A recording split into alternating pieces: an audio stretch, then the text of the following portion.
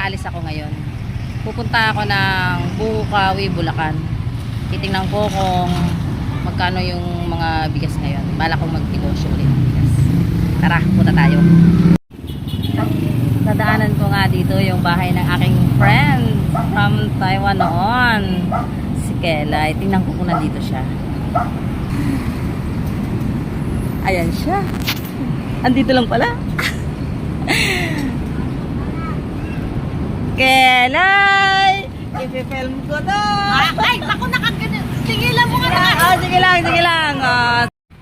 So, ayun na nga. Nakita nga kami ni Kel, pero hindi na siya nagpa-film kasi hindi siya nakapagbihis. Typical na nakapambahay siya. Kaya, pataas na yung usap, dumiretso na ako dito sa Bukawi, sa Intercity. So, andito na ako ngayon. Titingin ako ng bigas. Ang Coco Pandan. Marami silang stock ngayon. So, lilipat muna ako sa kabila.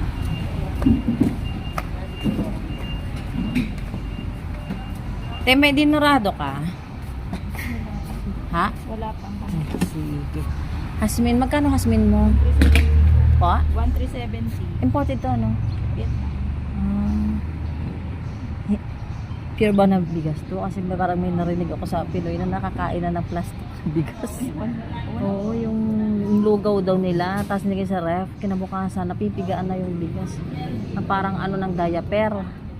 Oo, kaya nga sabi ko mga gano'n, nakakatakot. Wala naman dito naman. Eh, kasi ba diba pumapasok ang imported na bigas? Ano naman, tinitingnan naman namin. Oo. Kasi Oo. Siya. So, ito po, pupunta ako, bibili ako ng isang kaban lang ng Coco Pandan. So, ayan, isang praso na binili ko. Patayo lang ha.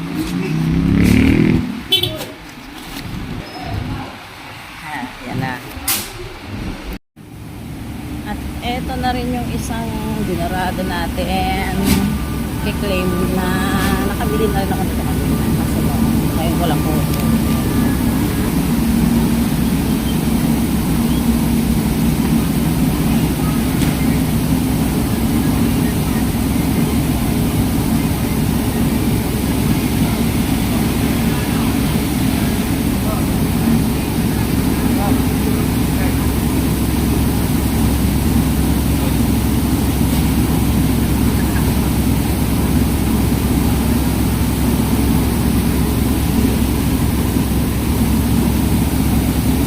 Fresh from Dagilingan. Galing naman.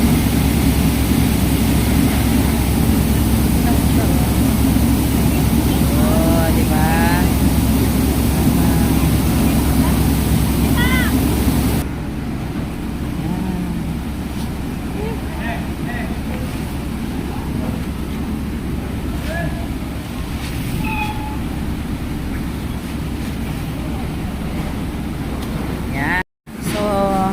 Heto ang karga ko.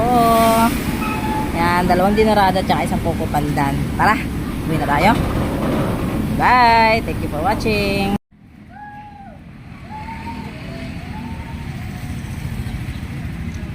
Yan, si Tita. May dalang bigas. Hey! May dalang bigas. May dalang bigas si Tita, iutinda, oh.